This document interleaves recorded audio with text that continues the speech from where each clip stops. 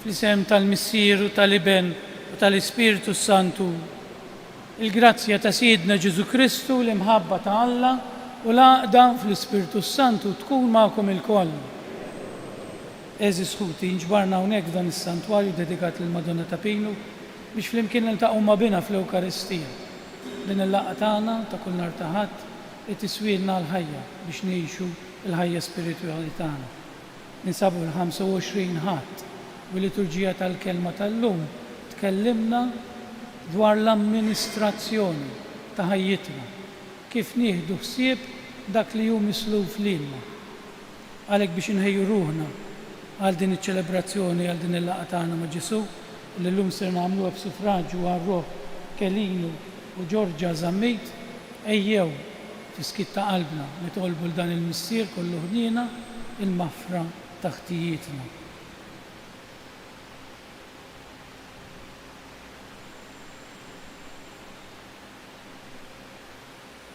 Nistqar l-Alla li jista' kollox u lilkom ħuti li jiena bnibt ħafna bil-sieb, bil-kliem u bil-għamil u billi ħallejt id-dmirijieti. Ħtija tiegħi l-akbar ħtija tiegħi. Għalhekk nitlob l-imqazza Marija dejjem Verġni, l-anġli u l-qaddisin kollha u lilkom ħuti biex titolbu għalija il-mulej Alla tagħna. Eħenna għalina Alla li jista' kollox jaħfrilna ħtijietna u jwassalna għal ħajja ta' dejjem. Mulej ħniena, Kristu ħniena, mulej ħniena. Glorja lill-Alla fil-ola tas-smewiet u paċi fl-art lill-bnedmin ta' rieda tajba. Infaħruk, inberkuk, nadorawk, natuk ġie, irroddulek ħajr għal-glorja kbira tiegħek. Mulej Alla, Sultan tas-sema, Alla missier li tista' kollox. Mulej Iben waħdini Ġesu Kristu. Mulej Alla, ħaruf talla, bin il-missier. Int li tneħħi id-nubiet tad-dinja, ħenna għalina.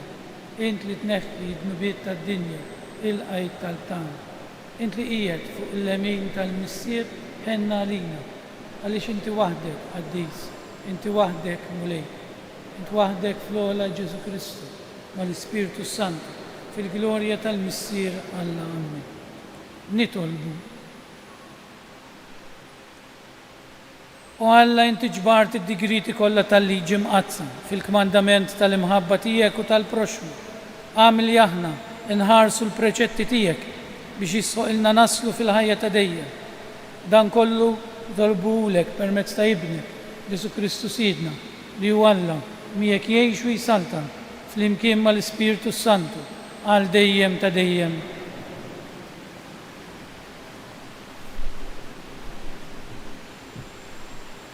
Qari mill-ktieb tal-profeta Amos. Il-mulej qalli, issimgħu dan, intom li tikkalpestaw l-imsejken, intom li temmu l-foqra tal-pajjiż u tgħidu meta se jgħaddi l-qamar il-ġdid ħanbijaw il-qamħ. Meta se jgħaddi s-sibt ħanerfgħu ix-xajr, inċekknu l-efa u nkabru x-xekel u nqarqu b'miżin fals, nixtru bil-flus il-foqra u b'żewġ tiqriq imsejken. Inbiegħu sal-karfa tal-qamħ. Il-mulej ħalef bil-foħrija ta' Ġakob, ma ninsaqat xejn minn emilhom. Il-kelma tal-mulej. Roddu ħar lill-Alla. Ngħidu flimkien faħru lill-mulej li jerfa' l-fqir, ngħidu flimkien faħru lill-mulej li jerfa' l-fqir. Faħru għaddejja tal-mulej, faħru isem il-mulej. Ikun isem il-mulej imbirek minn issa u għal dejjem, ngħidu flimkien faħru lill-mulej li jerfa' l-fqir. Oli fuq il-ġnus kollha l-mulej, ola mismawiet u sebħu. Minu bħal mulej Alla tagħna li jgħat fil-oli u jħares l-isfel lejn ismawiet u lejn l-art. Ngħidu flimkien faħru lill-mulej li jerfa' l-fqir. U li qajjem mitrab l-msejken u jerfa' mill-miżbla l-fqajjar biex mal-gbarat iqegħdu, mal-gbarat tal-poplu. Ngħidu flimkien faħru lill-mulej li jerfa' l-fqir.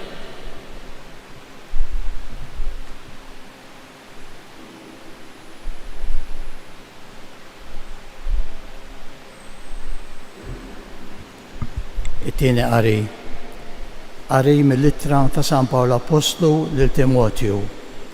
Aziz, nitolbok l-ewwel nett li jsiru suppliki, orazzjonijiet, talb u ratt il-ħajr għal bnedmin kollha. Aslaten għal dak kollha li għandhom xi awtorità biex inkunu nistgħu ngħaddu ħajja fil-kwiet u fis-sliem, fit-tieba u kif jixraq. Dan hu tajjeb u joġob il-Alla, is-Salvatur tagħna, li jrid li bnedmin kollha isalvaw u jaslu biex jarfu l-verità.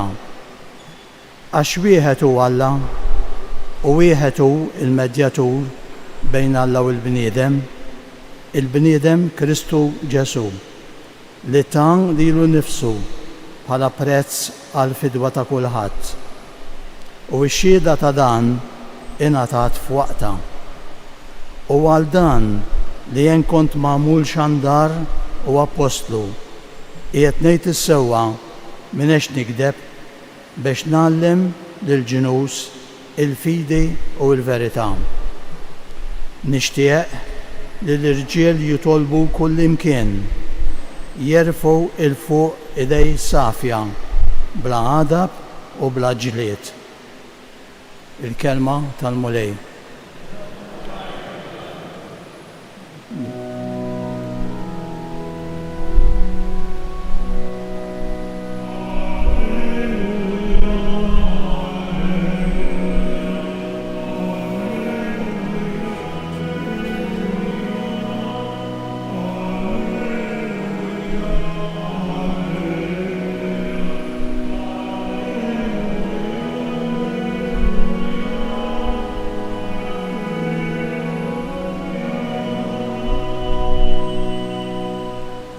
Sidi Ġesu Kristu li kien għani f'qajjar minħabba fikom sabiex intom tistanu permezz tal-faqar tiegħu.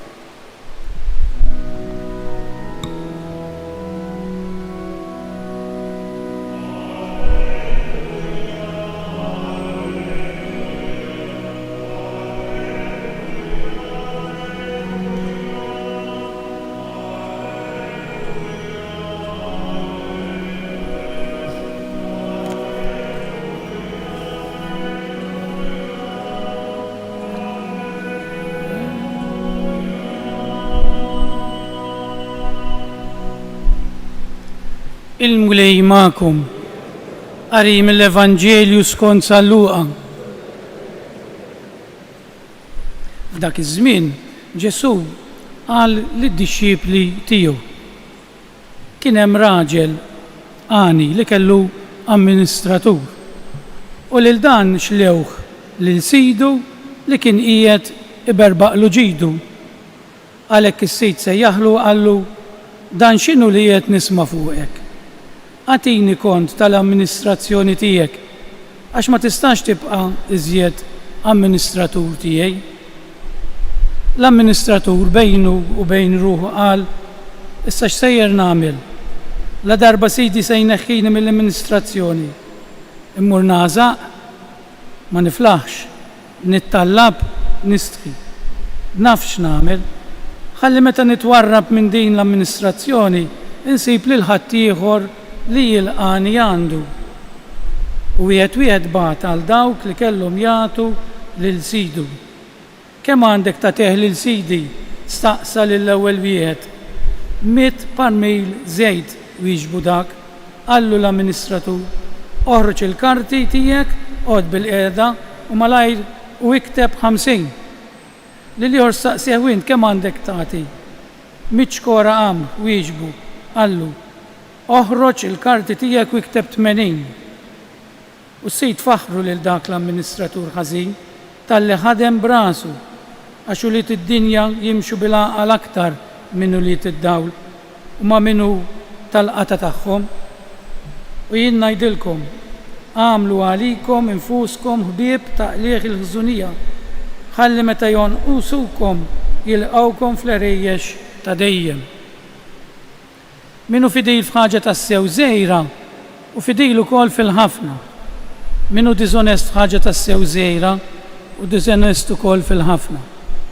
Jekk mela ma wrejtux ruħkom fidili fil-qlieħ il-ħażin, min se jafdalkom il-ġid, veru?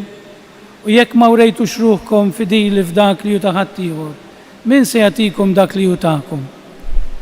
Ebda għaddej ma jista' jaqdi żewġ sidien, għax jew ikun jobot lil wieħed minnhom u jħobb lil ieħor, jew jintrabat ma' wieħed u jistmel lil ieħor. Ma tistgħux taqdu lill-Alla u lill-flus. Il-kelma tal-mulej.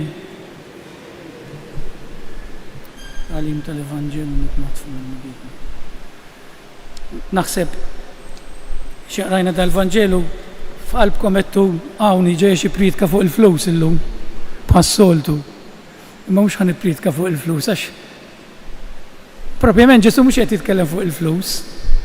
Flus fl-aħħar jitkellem fuqhom. Kif qedtilkom fil-bidu tal-qudisa Ġesu qed jitkellem fuq l-amministrazzjoni. Kif nieħdu ħsieb ħajjitna u id-doni li nirċievu f'ħajjitna. Il-Vanġelu jgħidilna li kien hemm raġel għani kellu amministratur. X'kien qed jamministra dan? Ma kienx qed jamministra l-ġid tiegħu, imma l-ġid tal-imgħallem tiegħu. Mela l-ewwel punt. Kull m'għandek intu jiena fil-ħajja tagħna mhuwiex tagħna. Aħna dak huwa misluf lilna biex namministraw. F'muni tax qed ngħid, għax aħna din il-marda tal-bniedem, jien il-dar li noqgħod fih qas dar il-flet li noqgħod fih. 9 snin ilu kien ta' xi ħadd ieħor. Illum huwa tiegħi u għada ħajkun ta' xi ħadd ieħor. Kull m'għandi huwa misluf u aktar ma nifhmu din il-ħaġa, aktar ma nintrabtux mal-affarijiet tad-dinja. Xejn m'għandi jiena, għax kollox huwa misluf, kollox huwa moti li bdon mhux il-proprjetà biss l-intelligenza. Jekk jien kapaċi u rnexxieli nagħmel il-business u sirt sinjur, dak huwa misluf. Il-problema ta' dan l-amministratur kienet li kien egoist. Kien kollox hu. Saħansitra li mgħallem li kien qed jagħtih ix-xogħol jitimgħu kien qed jisirqu, kien qed jisraq mill-lajn li jrid jixrob minnha. U nimmaġina li kien qed jisraq ukoll minn dawk ta' taħtu li kien jiġbor għall-mgħallem tiegħu. Jiġifieri araw l-egoiżmu u li naħsbu li dak li għandu huwa tagħna u tagħna biss. Jirrendina magħluqin fina nfusna. U dil parabola tista' taqtalna saqajna f'liema sens, Ġesu jgħidilna għamlu bħalu kunu smart. Ġesu mhux qed jgħidilna għamlu bħalu isirqu qed jgħidilna Ġesu veru psikologu u veru kien bniedem li jaf jgħallem Ġesu qed jgħidilna daw l-affarijiet applikawhom għal ħajja spiritwali. Il-parabola dak li qed jgħid. Jekk intom kapaċi 1 euro tagħmluha 1000, u 1000 euro tagħmluha 100,000. Kif m'intomx kapaċi taħsbu mhux għal dak li huwa misluf illi rridu ħalluh, imma għal dak li jibqa' dejjem. Dan l-amministratur il-Vanġelu jgħidilna illi jaqqas hemm provi li kien qed jisraq fil-fatt xlewħ lil sidu li kien qiegħed iberbaqlu ġidu, però ma ċaħax. Ma tkellemx u Ġesu dan li jfaħħar kemm ħabbel moħħu. Issa jiena ħajti spiċċat. Kif ħanagħmel biex insib triq oħra biex noħroġ? Din nagħmlu aħna fid-dinja fil-business biex ma nfadlu f'solt u nagħmlu sewwa ma nagħmlux ħażin imma aħna l-problema tagħna li dak sar kollox fil-ħajja tagħna. Għalhekk Ġesu faħru kieku dik il-naqra intelligenza li għandkom li mislufa wkoll. Għax kieku noqogħdu naħsbu kollox misluf. Jekk inti businessman u sinjur, jekk inti bankier u sinjur, jekk inti għandek jott, jekk inti għandek id-djar, dak kollu misluf ta' u jekk irnexxielek tagħmel dak kollu għax Alla tak l-intelligenza u l-moħħ ta'. Sa kif għamiltu ma għamiltux dik imbagħad fuq il-kuxjenza ta' kulħadd ma nindaħalx jiena. Din qed ngħidha għalija wkoll ta' issa nkellimkom fuq dan. X'għamel dan? Bil-flus ta' sidu wara li kien ilu jisirqu, reġa' korrompa lil da taħtu. Imma rrid isib triq biex joħroġ mill-isqaq li kien daħal ġa fih. Imma l-menu ma baqax egoist, għax dan il-punt, ma baqax jaħseb fih innifsu, bida jaħseb f'dawk ta' madwaru. Għala x'jien issa għandi bżonn il ta' madwari. U din aħna fil-ħajja tagħna meta nibdew nirrealizzaw li għandna bżonn il ta' madwarna, hemmhekk nibdew ngħixu. Ġesu bil-pulit qed jgħidlu, għalmenu jekk sraqt f'ħajtek, għamel karità. Uża dak li sraqt biex forsi ssalva ruħek, mhux qed jgħidilna jsirqu. U ta' ma jfissirx li s-serq jiġġustifika, li tagħti karità jiġġustifika s-serq ta' biex ma tifhmunix ħażin. Imma raw naqra dan Ġesu x'qed jipprova jgħidilna lilna. Issa ħna ħanamlu riflessjoni fuqna. X'tani Alla biex namministra lili? Jien bħala saċerdot. Tani l-erweħ li forsi jiġu għandi biex iqerru, biex jgħidu kelma. Kif qed namministra d-doni li tani Alla jiena? Qed ikolli paċenzja, qed inħobb, qed infittex il-vera ġid tagħhom. X'inhu l-vera ġid li saċerdot għandu jfittex? Is-salvazzjoni ta' dik ir-ruħ. Li dik ir-ruħ tiltaqa' ma' Alla.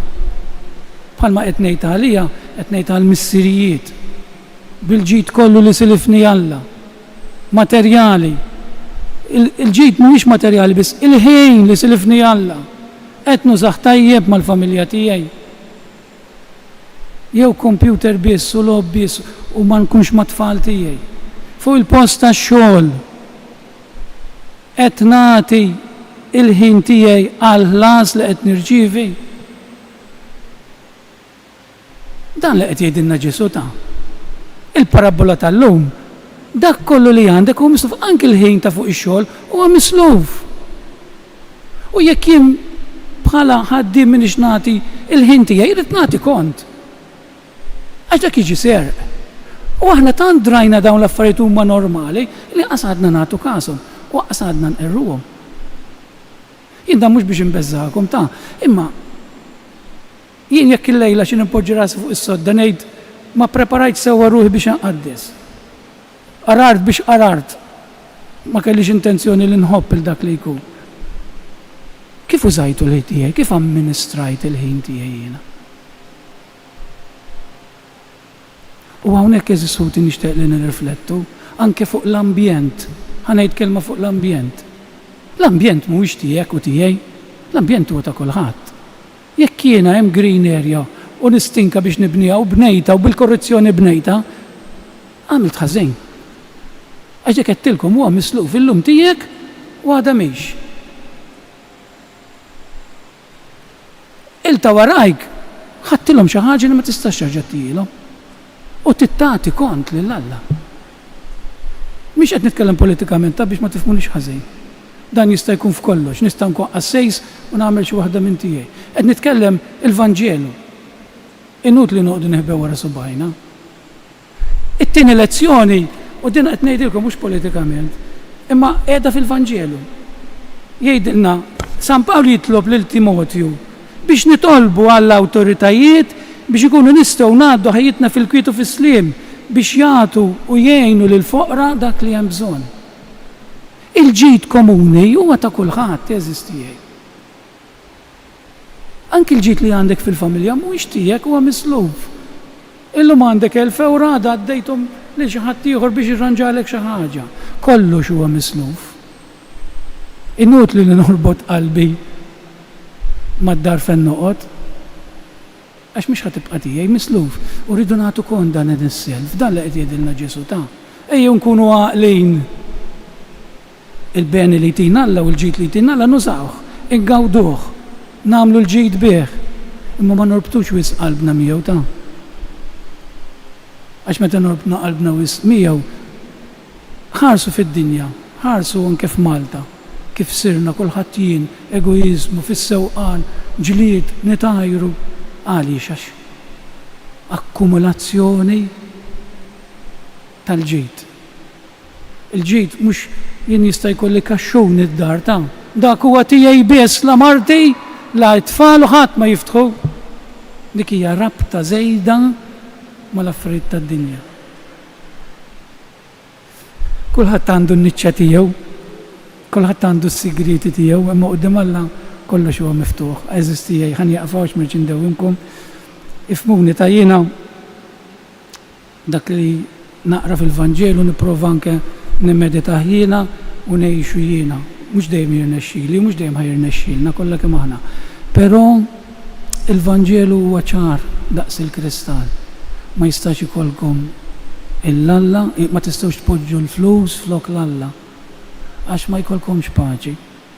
U aħna f'ħafna sitwazzjonijiet poġġejna l-flus flok Alla. Insejna lil-marit, insejna lill-uliedna biex naqelgħu id-doppju li għandna neqelgħu. Il-ġid ta' uliedna, it-trobbija ta' uliedna b'dinnija mal-extra hours tax-xogħol biex inkunu aktar sinjuri. X'inhu l-aktar importanti? Li bintek titla sura ta' nies, li jibnek jitla sura ta' nies. Sura ta' nies mhux biex ikollu l-flus kollha li jrid ta', imma li għandu formazzjoni tajba. Jekk hemm minn Anna Marida għallimtu jmur jara u jħobba.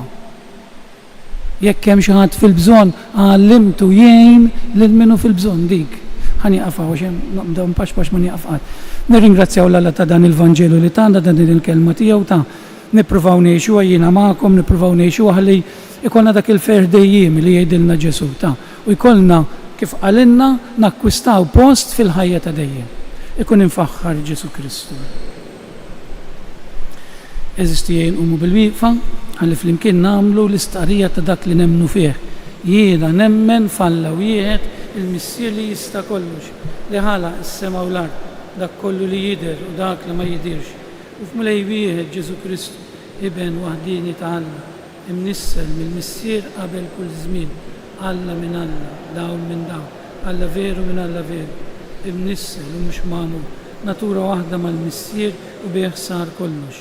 Nizzel mismewiet għalina l-bnedmin u għal-fidwa tagħna u għal-ġisem mis-seta tal-Ispiritu Santu minn Marija Verġni u sar bniedem salbuh għalina bada taħt Ponzu Pilatu mietu difnuh fit-tlet jum għam skont il-kodba mqazza u tal-assema u qiegħed fuq il-lemin tal-missier u għandu jerġa' jiġi bil-glorja x'jagħmel ħaq mill-ħajjin u mill-mejtin u s-saltna tiegħu ma jkollix tmiem fl-Ispiritu Santu mulej li jagħti l-ħajja li ġej mill-missier u mill-liben u li hu meqjum u mweġġa' flimkien mal-missier u mal-liben u li tkellem b'fom il-profeti Qaddisa, Kattolika Apostolika tal-maħfa ta' dnubiet nistenna l-qawma mill-wiet l-ħajja ta' żmien li ġej. U Jeżis, ejjew irresqu dawn it-talbiet tagħna bil-fidi li tkun taqbel mar-rieda tal-Alla u l-missier u mal-proġett ta' mħabba li huwa għandu għalina fil-waqt li ngħidu mulej wettaqna fil-mixja tagħna. Ntolbu għal dawk li inti ssejjaħ biex ikunu ħaddiema fil-għalqa tad-dwieli tiegħek billi jaqdu lill-komunità nisranija b'imħabba nitolbu. Tolbu għal dawk li huma bla xogħol biex isibu impjieg u jiżguraw l-għajxin tal-familja tagħhom nitolbu. Nitolbu għal min fidejh għandu il-gvern u l-mezzi tal-produzzjoni biex jagħmel użu mill-ġid skont il-kriterji tal-ġustizzja. Nitolbu. Tolbu għalina biex f'ħajjitna inqablu dejjem l-ħsibijiet tagħna mal-proġett tiegħek fil-ħajja tagħna ta' dejjem nitolbu. Nitolbu għall-familji tagħna minn dan is-santwarju tal-Madonna ta' Pinu biex il-Madonna titfa' l-barka tagħha fuq il-familji tagħna nitolbu. Missier ħanejnu ġust, inti ma tagħmilx għażla bejn il-bnedmin u treqatek u mal-bogħod minn treqatna. Iftħilna l-qlub tagħna biex nifhmu l-kliem ta' ibnek ونهضموا بلا fil-ħalqa tad-dwieli tiegħek bi Kristu Sidna.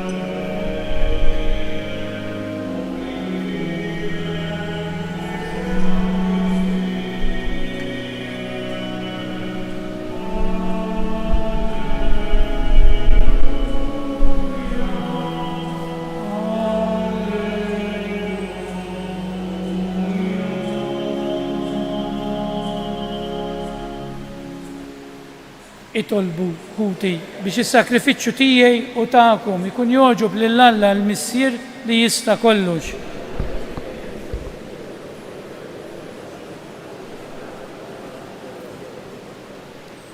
Fil-ħnina tiegħek mulej ilqa' nitolbuk il-poplu u l-offerti tal-poplu tiegħek biex bihom niksbu f'dawn is-sakramenti tas-sema dak li nistqarru b'fidi minn qalbna bi Kristu Sidna.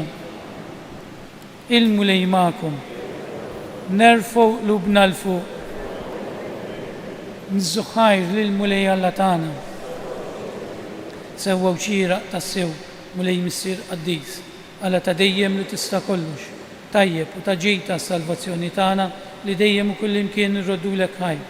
Fik aħna ngħixu u nitħarku, fik aħna ta' kuljum inħossu fuqna t-tieba tiegħek u sa minn issa waqt li għadna f'dan il-ġisem, inti tajtna ran tal-ħajja ta' dejjem, għaliex aħna għandna l-ewwel frott tal-Ispirtu li beħ qajjemt lil Ġesu mill-imwiet, li beħ nittamaw li nibqgħu ingawdu għal dejjem il-ġid li ksibna bil-misteru tal-Għid.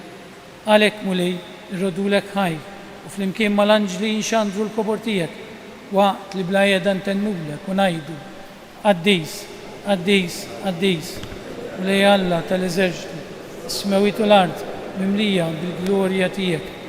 Osanna fil-ola tas-smewit, inbirek minn ġej fisem il-mulej. Osanna fil-ola tas-smewit.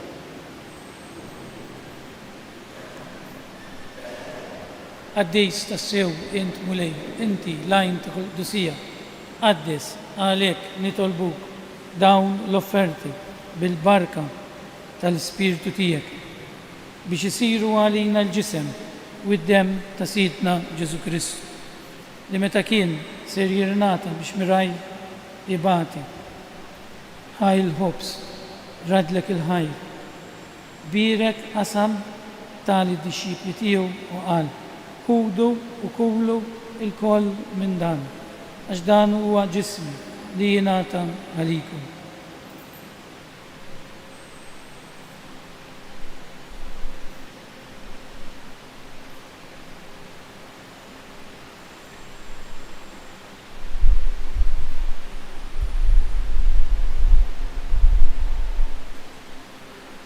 Ekku koll wara l-ikla, ħajl kalċi, reġerat il-ħajl.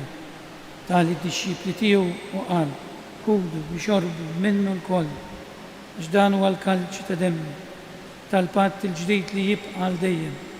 Id-demm li jxerret għalikom u għal bnedmin kollha, għal maħfra ta' dnubiet. Għamlu dan tifkira tiegħi.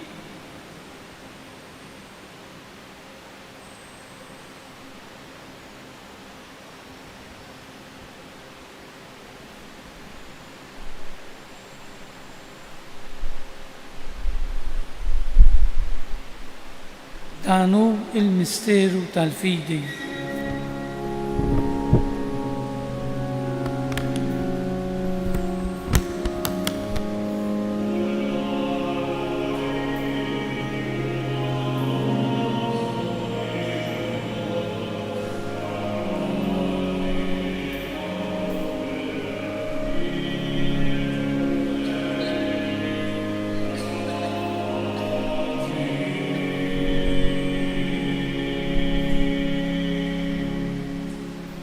Għalhekk aħna nagħmlu dan tifkira tal-mewt u l-qawmien ta' Sidna Ġesu Kristu nofrulek mulej il-ħobs tal-ħajja u l-kalċi tas-salvazzjoni u rodulek ħajra xogħġbok tilqana hawn quddiemek biex naqduk.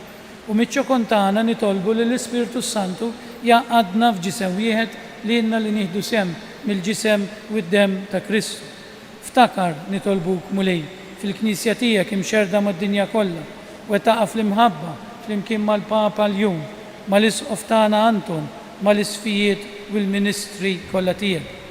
Ftakar nitolbuk ukoll f'ħutna li raqdu bit-tama tal-qawmien, ftakar fil-mejtin kollha tagħna. Mod partikolari li nitolbu għar-Roħ Kelinu u Ġorġa Zammit. Nitolbuk mulej biex iddaħħalhom quddiemek fid-dawl tas-seb tiegħek. Ħenna lina l-koll nitolbuk. Għati lilna wkoll il-wirt tal-ħajja ta' dejjem flimkien mal-Verġni Mqazza u Malla Marija, mal-Apostli u l-Qaddisin kollha li jgħixu fil-biberija tiegħek sa mill-bidu tad-dinja. Għamel li magħhom infaħruk u nsebħuk Ġesu Kristu ibnek. Bi Kristu, ma' Kristu u fi Kristu jingħata lilek Alla missier li tista' kollox flimkien mal-Ispiritu Santu kull ġieħu glorja għal dejjem ta' dejjem. Ejjew bil-qalb nitolbu dan il-missier li tagħna dawn id-doni kollha biex namministrawhom, nitolbu jagħtina l-għajnuna bit-talba li hu stess għallimna u ngħidu flimkien missierna li inti fis-smawiet jitqaddes ismek, tiġi saltnatek, ikun li trid int kif is-semek ukoll fl-art. Ħobżna ta' kuljum għatina llum, aħfrilna dnubietna bħalma naħfru lil minu ħati għalina, la ddaħħalniex fit-tiġrid iżda ħlisna mid-dinja. Eħlisna nitolbuk milej minn kull deni. Għatina fit-tieba u l-ħinina tiegħek il-paċi fi żmienna biex ikunu ħilsa dejjem mid-dnub u imħarsa minn kull inkwiet. Għana u nistennew nittamaw il-għena u l-miġja tas-Salvatur tagħna Ġesu Kristu. Mulej Ġesu Kristu li jgħid l-apostoli tiegħek nħallilkom islim, nagħtikom islim tiegħi la tħarix lejn dnubietna. Iżda ħares lejn il-fidi tal-Knisja tiegħek għati jaslimu l-għaqda li intrid fija li tgħix fis-saltan għal dejjem ta' dejjem. Il-paċi tal-mulej tkun dejjem magħkom. Nagħtu l-paċi lil xulxin.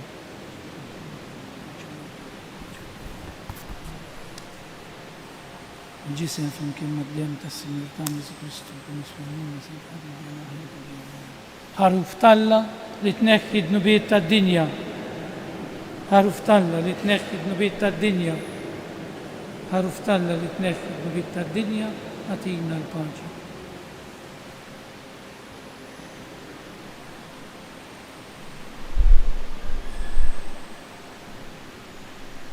دانو الحروف تالا danu dak li jneħħi d-nubiet tad-dinja, ħenjin dawk li huma mistiedna għal din l-ikla tal-ħaruf.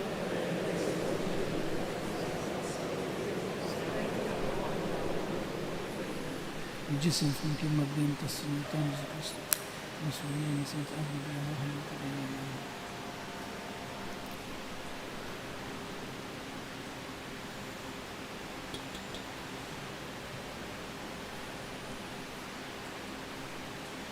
الدم تكسر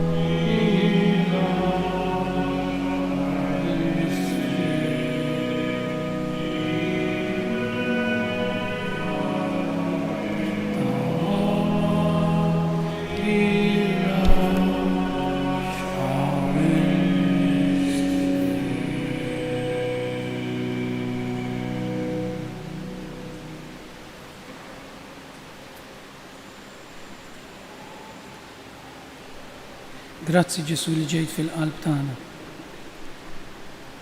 Grazzi tad-doni li sliftna biex namministrawhom. Tina l-grazzja din namministrawhom skont il-qalb tiegħek. Tina l-grazzja li l-ħin li tatina nużawh għal ġid tagħna u taħat tiegħu. Glorja lil Missier li liben u lill-Ispiritu Santu.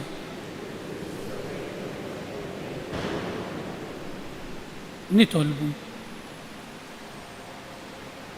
mulej inti titmana dan is-sakrament imqaddis fit-tieba tiegħek katina dejjem lajnuna biex bis-saħħa ta' dawn il-mistieri u bl-imġiba tajba tagħna niksbu l-frott tal-fidwa li tajtna bi Kristu Sidna. Il-mulej magħkom. Iberikkom Alla li jista' kollox, il-Missier liben u l-Ispiritu Santu. Morru fil-paċi ta' Kristu. Issa qabel ma mmorru ngħidu tlieta f'Marijiet il-Madonna ta' biex il-Madonna ta' Pino titfa' l-barka tagħha fuqna. Slim għalik Marija, bi grazzi Ġurnija, Sinjur lijek, imbierka inti fost in-nisa, u imbierek il-frott tal-ġuftijek Ġesu.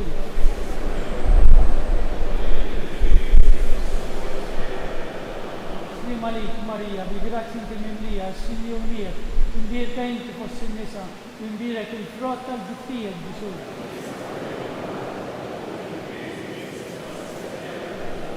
Slim għalik Marija, bi grazzi inti mimlija, Signor miegħek, imbierka inti fost in-nisa, u imbierek il-frott tal-ġuftijek Ġesu.